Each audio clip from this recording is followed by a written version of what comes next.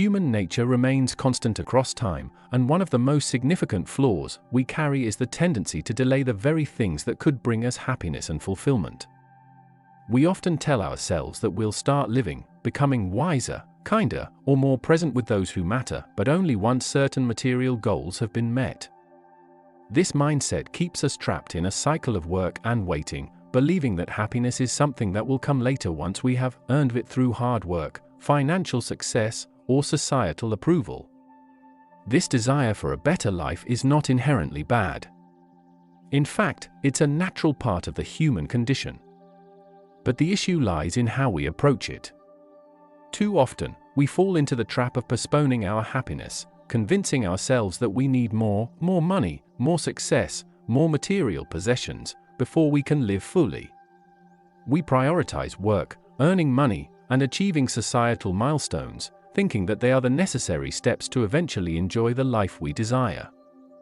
But in doing so, we sacrifice the present moment, never fully appreciating life for what it is now. Henry David Thoreau provides a thought-provoking perspective on this in his critique of the rapid expansion of the railroad system. Thoreau observed how the railroad promised to make travel faster, more efficient, and more accessible.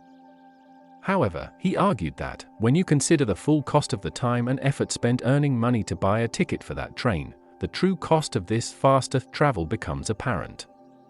In fact, Thoreau suggested that one might actually travel faster by foot because they are not bound by the need to earn money to finance their journey.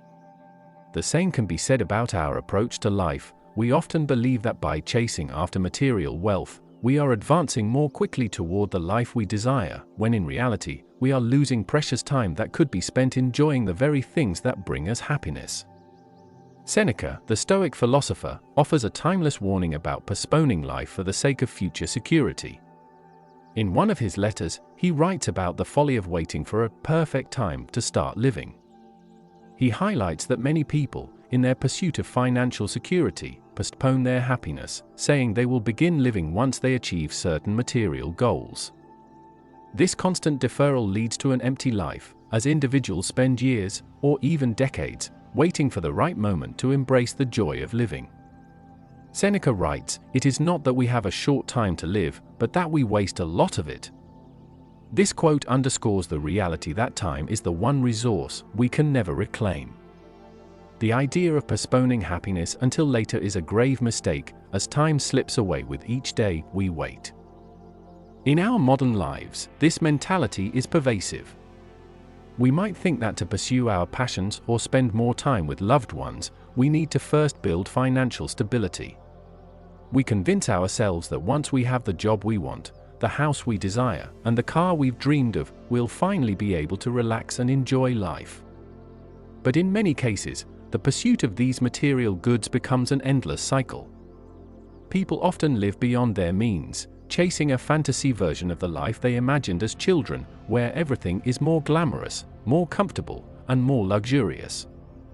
Hunger is cheap, but the palate is expensive, Seneca reminds us, suggesting that our desires for luxury often lead to unnecessary spending and unnecessary delay in living a meaningful life. This cycle is self-perpetuating. We become so fixated on acquiring more, whether it's material wealth, social status, or validation, that we forget to live in the present. We fail to recognize that the things we truly need for a fulfilling life, such as meaningful relationships, personal growth, and inner peace, do not require an excess of material wealth. By desiring less and focusing more on what truly matters, we can actually create more time and freedom to pursue those things that align with our true values. Seneca also reminds us that, throw everything away that is keeping you from what you really want. Untie the knot or cut it off altogether. The knot he refers to is the unnecessary clutter of desires, distractions, and material pursuits that hold us back from living a life aligned with our true principles. What then should we prioritize? To start, we must make a conscious effort to live in accordance with our values. We need to create a list of what truly matters to us, whether it's spending time with family, pursuing intellectual growth, or simply having the space to relax and enjoy life, and then work backward to ensure that these things take precedence in our daily lives. The first item on our list should be the first thing we do each day, not something that gets pushed aside as we get caught up in the rush of modern life.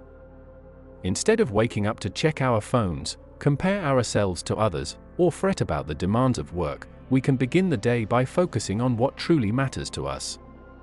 This requires a shift in perspective, and more importantly, a shift in priorities. We may need to reduce our material desires, simplify our lives, and embrace the things that bring us genuine fulfillment. The greatest wealth is to live content with little, Seneca wrote. The less we desire, the less we need to work for, and the more time we have to invest in our true passions and relationships. Ultimately, the key to living a fulfilled life is not about waiting for the perfect moment to start living. We must stop postponing our happiness and instead make the things that matter most to us a part of our daily lives. By focusing on what is truly important and shedding unnecessary desires, we can create the space and time to live a life of purpose and joy. By reflecting on Seneca's timeless advice and Thoreau's observations, we can break free from the cycle of postponing life and embrace the present moment. Life is short, and it is up to us to make the most of it, starting now, not someday in the future.